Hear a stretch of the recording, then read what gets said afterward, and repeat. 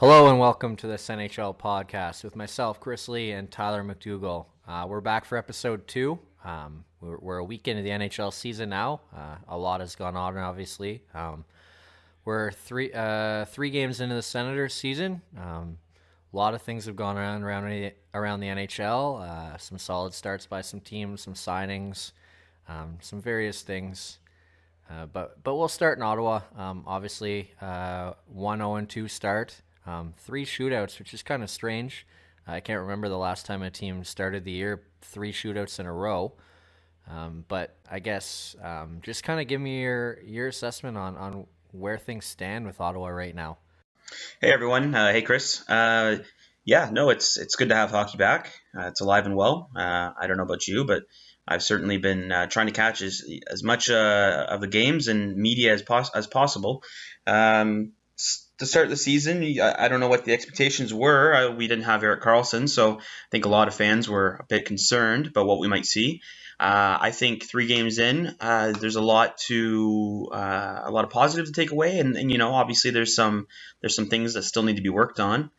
If we start back to the first game, I thought Ottawa had a fine game. Really, I think all 3 games they've played pretty true to their system for the most part. It's been a bit tough driving the play without Erik Karlsson, for sure. We've had a little bit of struggle with offense throughout some of the games. Notably, the power play still isn't quite where we'd like it to be. I believe they went 0-4 last night. Yeah, they're 0 for so far this year. They haven't scored yet. Right. So, the power play is a point of concern. If they would have at least capitalized on a few of the power plays over the past couple games, we might have more than just one in the W column. But with Erik Karlsson returning hopefully soon, maybe we'll see some kind of resurgence or some kind of pickup in the play of the power play. At the moment, we're running with 11 forwards and 7D. We're a little banged up on the blue line. Johnny Oduya being out, Ben Harper coming in to help out and basically being taken out as quickly as he could come in. And then obviously Erik Karlsson. So, it's a bit of a banged up Sens team right now. Up front, I think Bobby Ryan has already shown that he's going to pick up where he left off in the playoffs. I believe he has 3 points in the 3 games that he's played so far. Beautiful pass last night to get the game tying goal for Ottawa.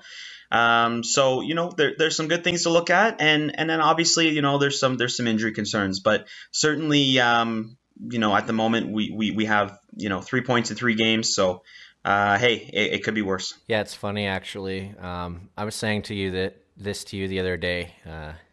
If you had told me when we started the year that we'd have 4 of a possible 6 points in our first 3 games without Erik Karlsson, I probably would have taken it. But after watching the 3 games, I have to say I'm a little disappointed that we're not 3-0.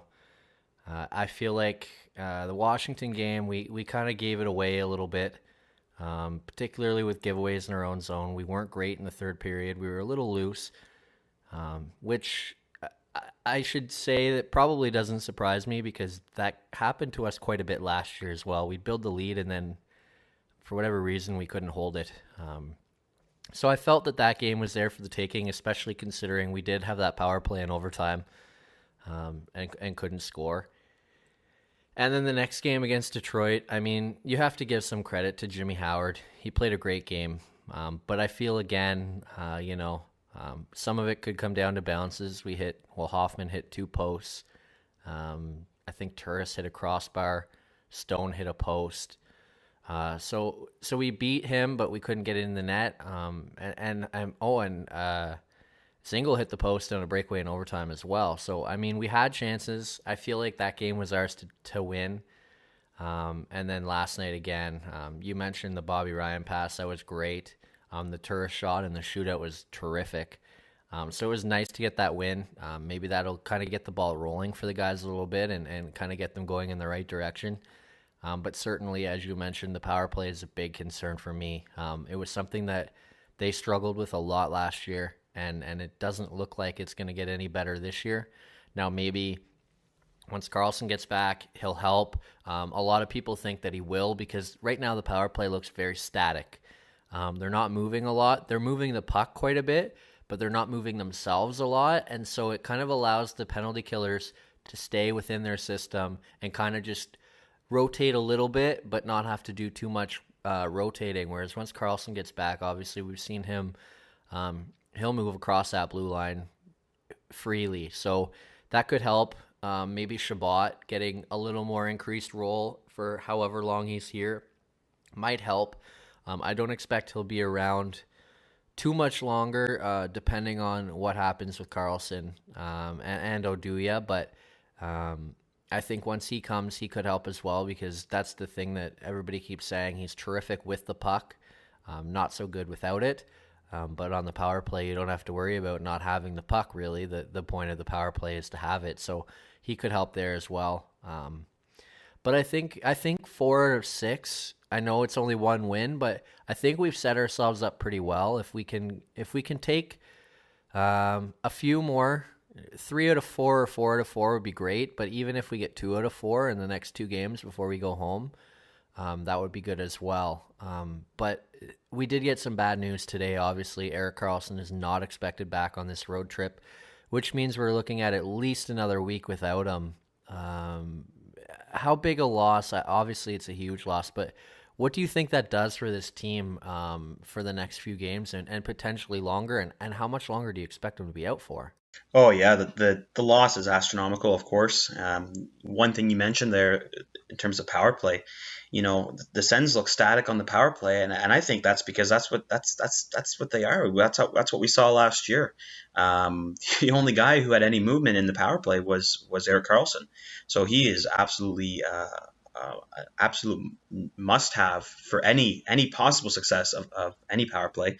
Not to mention, as I mentioned earlier, he really does drive the play for our team. We do have a lot of good complementary players on the Ottawa Senators, but we'd be kidding ourselves if we didn't say Erik Karlsson was the MVP to this team and potentially, maybe the most valuable player to his team of anyone in the league, maybe save for Connor McDavid. So absolutely a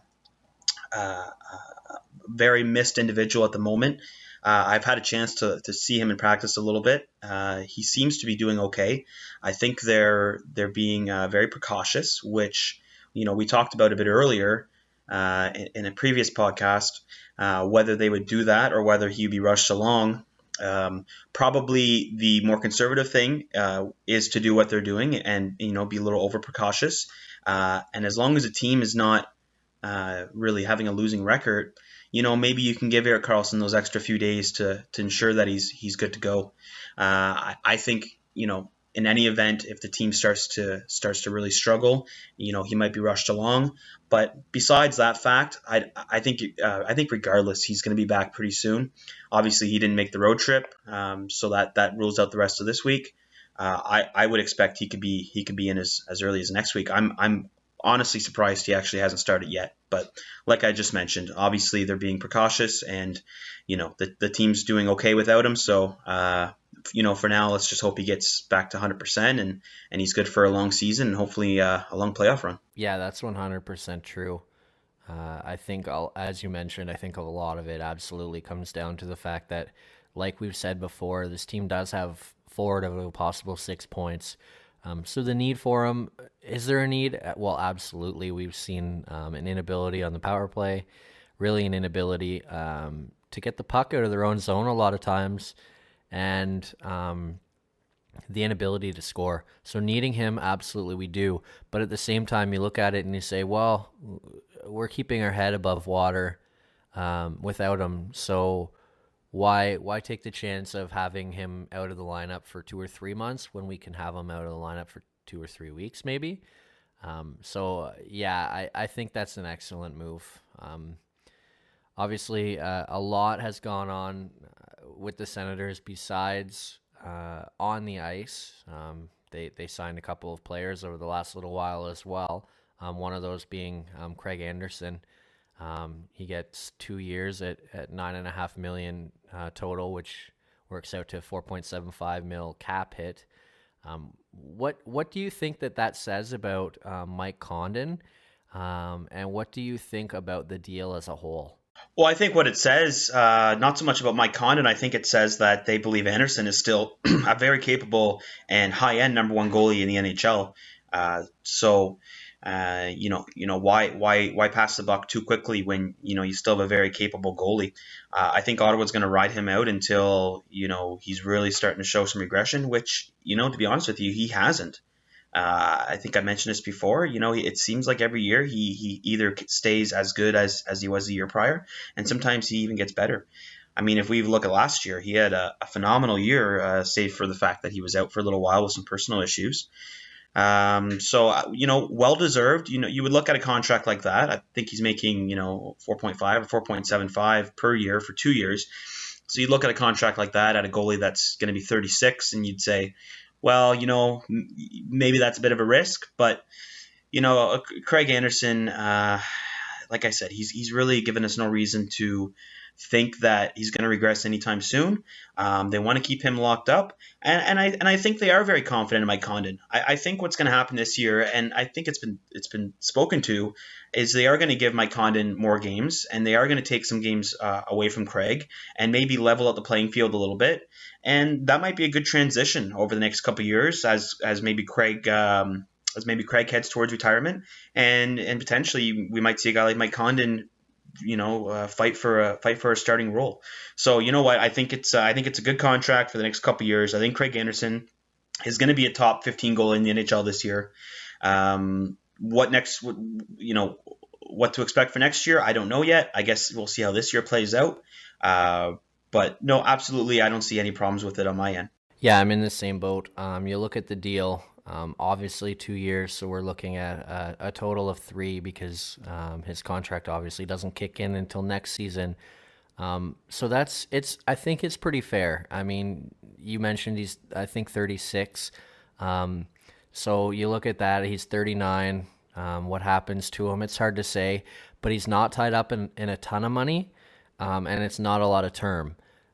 So if something goes off the rails this year or halfway through next year, well, you're only looking at, a couple of years, and then you can get them off the books and kind of wipe your hands and move on, worst case. So I like the deal as well. I think he's maybe underpaid for his position. You look at some of the other guys around the league. I'm not saying he's Carey Price, but Price is making 10 or north of 10.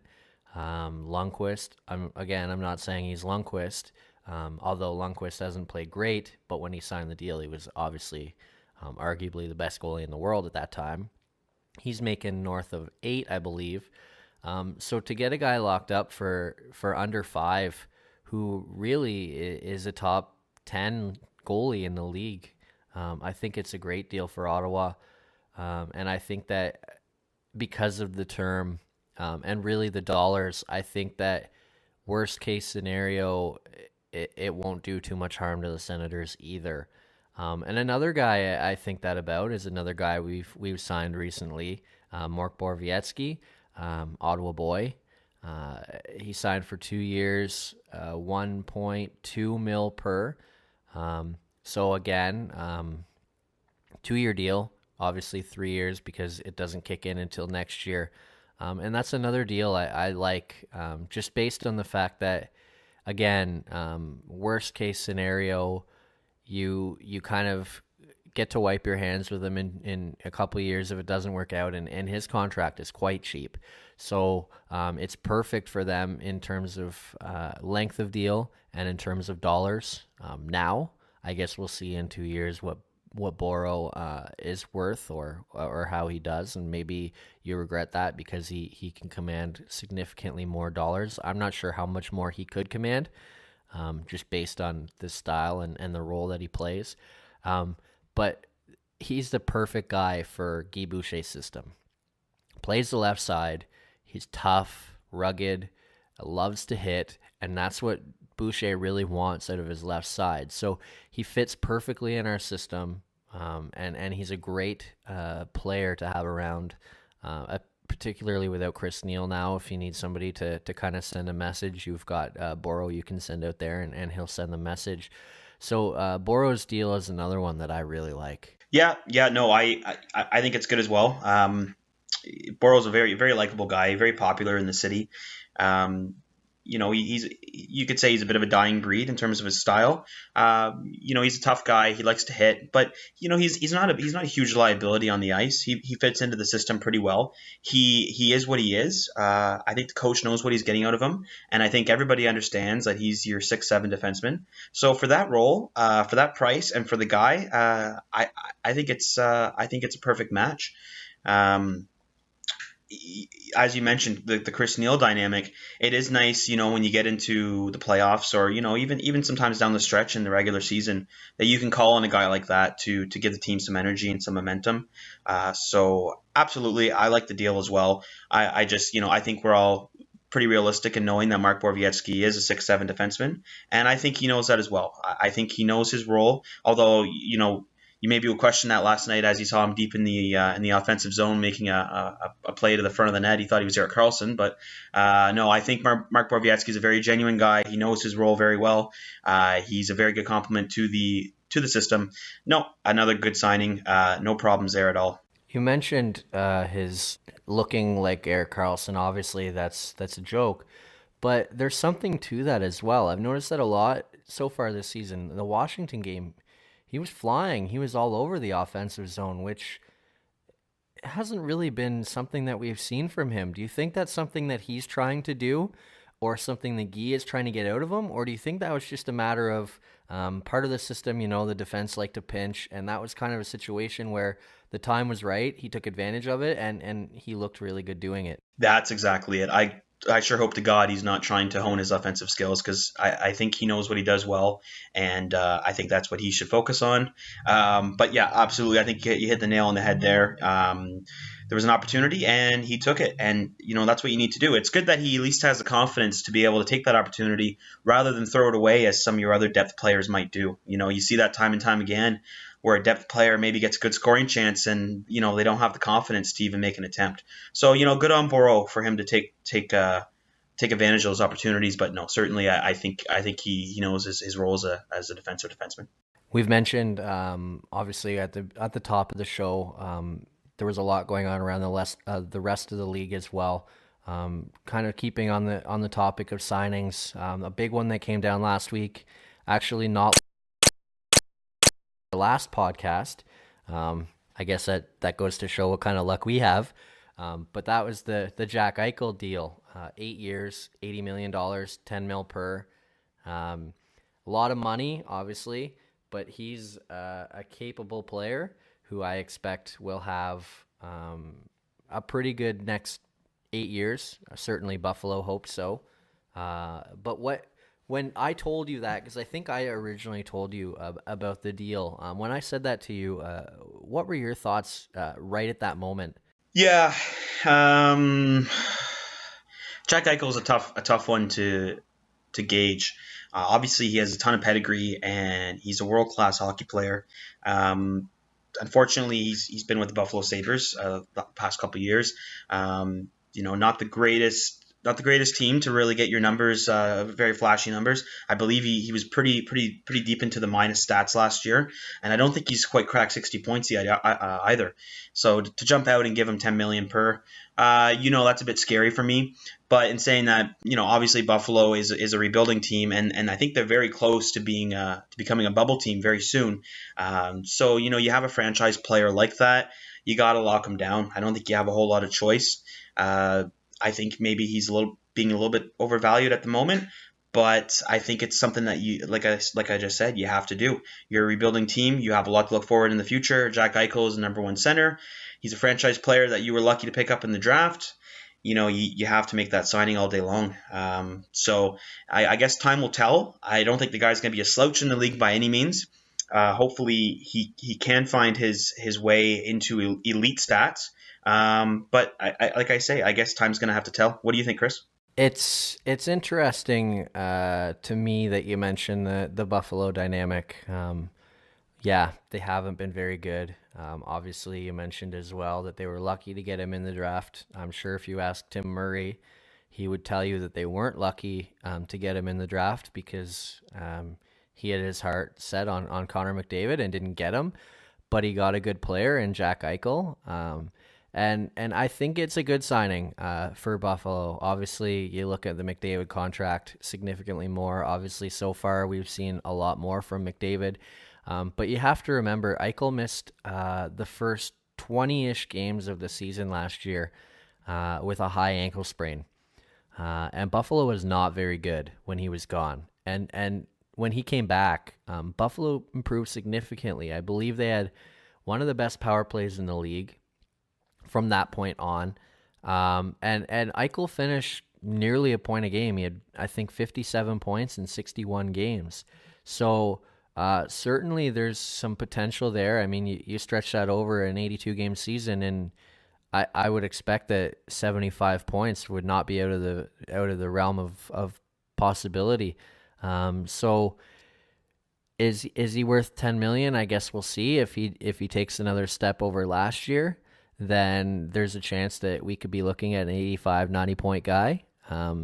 I think you got to pay those guys 10 mil, and maybe he's not worth it now, but in 4 years, cap goes up, inflation goes up, other contracts in the league go up, and all of a sudden that 10 million looks like a much nicer number. And sometimes we lose sight of that. Sometimes, like a guy like Dion Phaneuf, when he was originally signed to that deal, it probably looked like a much better deal than it does now. So you kind of have to look at it and say, okay, well, where's the middle ground? And I think the middle ground looks pretty good for them. So I like the signing. And it's interesting because he wasn't the only youngish player who hasn't really shown his full potential yet. Another guy that got a contract last week, a day or two after the Eichel deal, was Nikolai Ehlers in Winnipeg. I believe it was 7 years and $42 million total for a cap hit of $6 million per. I believe that was the deal. Sorry, you said 7 years at $6 per. That's right. Yeah. $6 million per. Yeah. I think that's an interesting one as well. Obviously, Ehlers plays on a highly explosive team in Winnipeg with some excellent players. Finished last year with 64 points, 25 goals.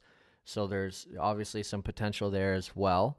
How that potential translates over, I guess we will see.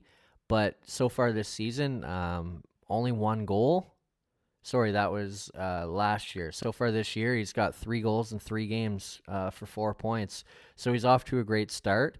I think that he's probably worth the $6 million, and I like that deal as well.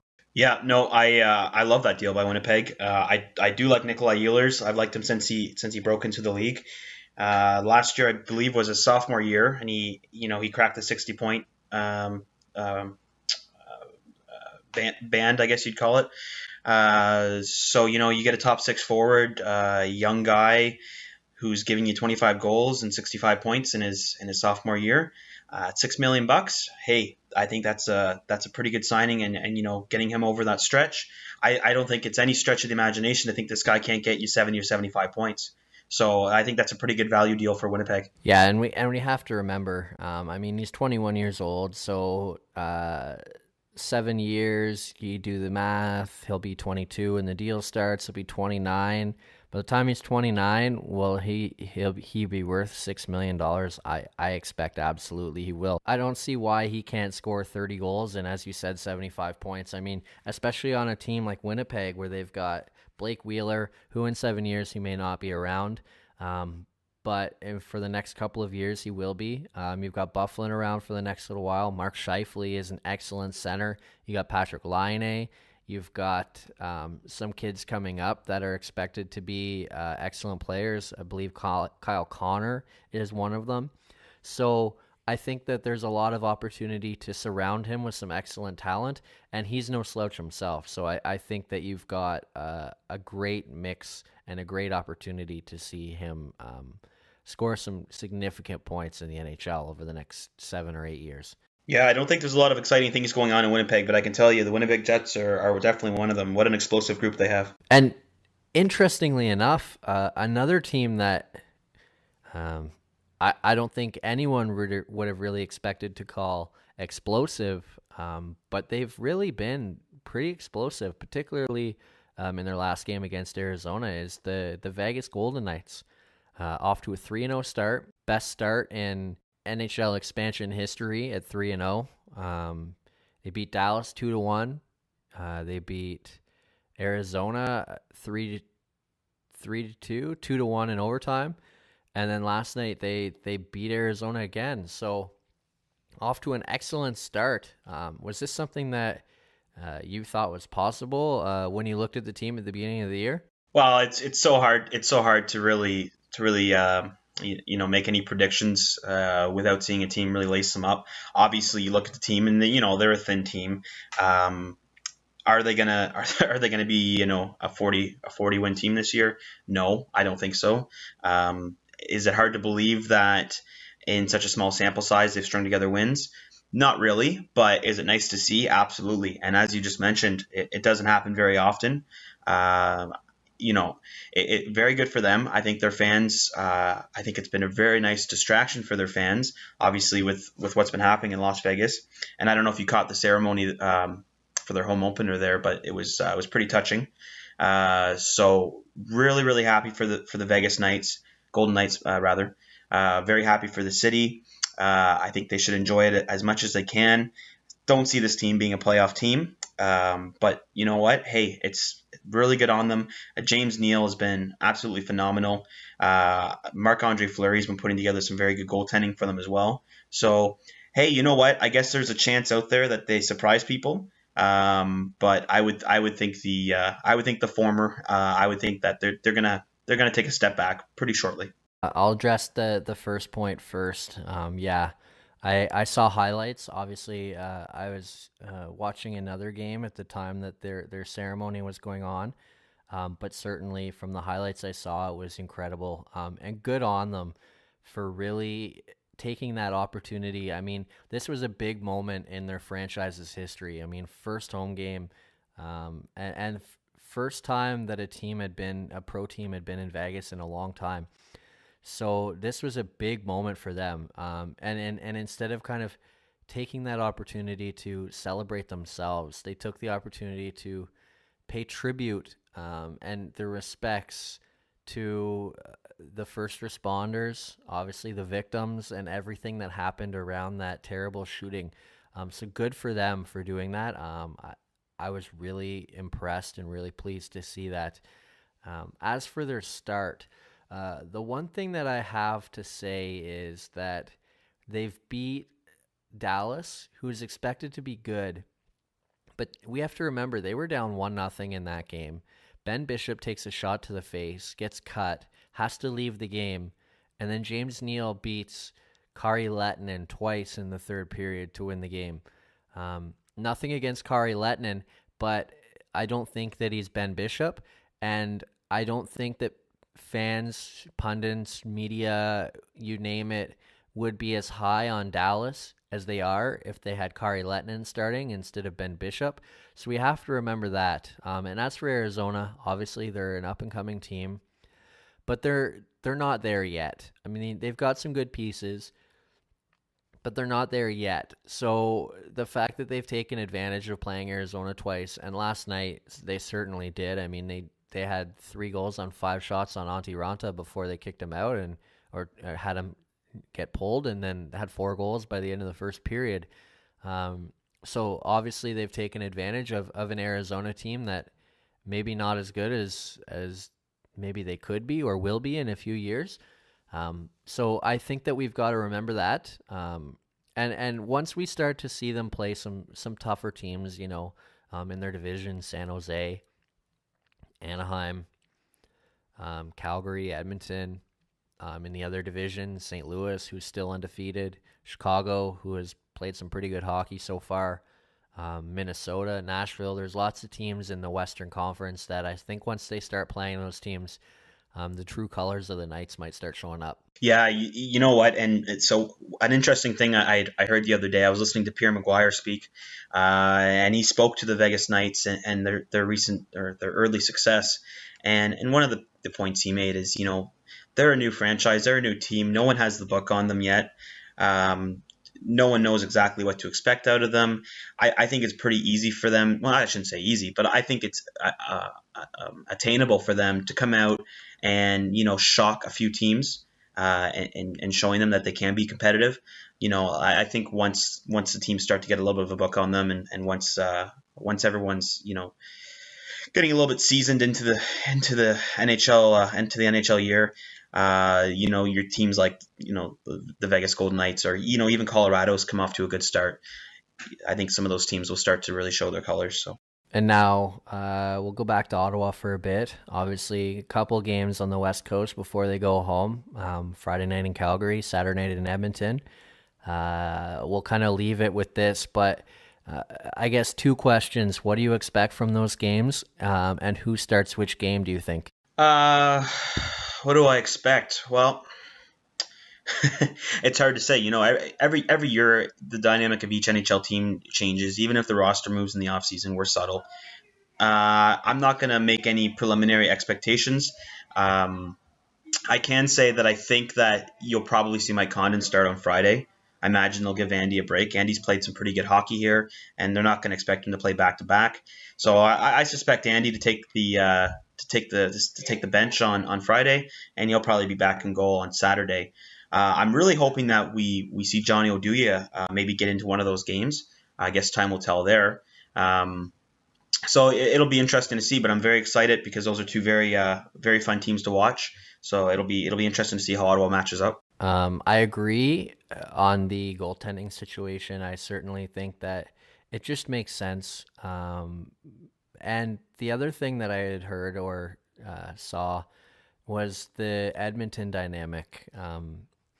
We all remember October 30th last year. I believe it was October 30th against Edmonton when Andy pitched that shutout against the Oilers after learning that his wife, Nicole, had been diagnosed with cancer. So I think that it would be a good opportunity for Guy to kind of give him that opportunity to go back in that building, kind of relive that memorable night again, and who knows, hopefully maybe he could pitch another shutout. As for what I expect from those games, I'll tell you right now, if Ottawa wants a chance at winning either of those hockey games, they need to play even better than they have defensively so far, because both teams have some explosive scores that they're going to need to keep in check. Obviously, they're not going to be perfect. I don't expect them to be. And when they're not perfect, we're going to need our goaltenders to be there and bail us out. And I think the other thing we're going to need to see, obviously our penalty kill has been very solid this year. If we can get a solid penalty kill, that will help as well. But we need our power play to get going. We need at least one power play goal, probably in both games, to have a shot at winning them. I'm not saying that we can't win without it, but I think it would certainly help. And as I believe I said earlier, if we can get 3 or 4 out of 4 points in those 2 games, that's awesome. But I would even take 2 out of 4 points. I don't think we want to go any less than 2, but certainly if we took 2 out of 4, I'd be happy. Obviously, I say that before I watch the games. Maybe after I watch them, I kind of have the same attitude I had about the first 3. But 2 out of 4 seems like a good number to take out of those games. Yeah, and you're absolutely right, especially when you're speaking to the Edmonton Oilers. Ottawa can't get into a track meet with those guys. I think they're smart enough to know that, and I think they're disciplined enough in their system to know that. Although sometimes when we watch them, that's not really reflective. But they could, the Edmonton Oilers can easily run away with a game with the amount of talent they have up front. And as I just mentioned, I'm really hoping to see Johnny Oduya hopefully get back. that would be a bit of a boost for the blue line.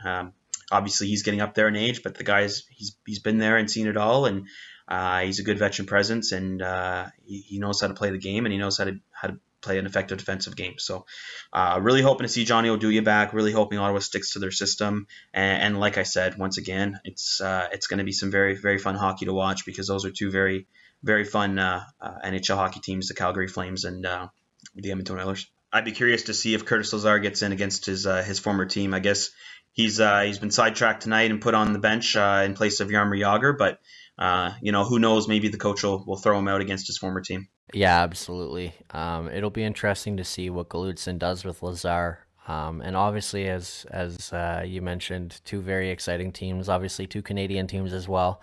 It's always fun watching other Canadian teams, particularly some of the ones from the West. Obviously, the two from Alberta come to mind because they're fun, exciting, and they are Canadian. So it kind of gives you that little bit extra bit of opportunity to maybe like them a little more than maybe some of the other teams. So it makes the game a little more fun. But I think that just about wraps it up for today. Obviously, we touched on a lot today, and I'm sure next week or next time we're back, we'll touch on a lot more. Enjoy the hockey season and enjoy the next couple games or week. We'll be back soon to talk to you again. I hope you had a good Thanksgiving, and we'll talk to you soon. Thanks, Chris. Thanks, everyone.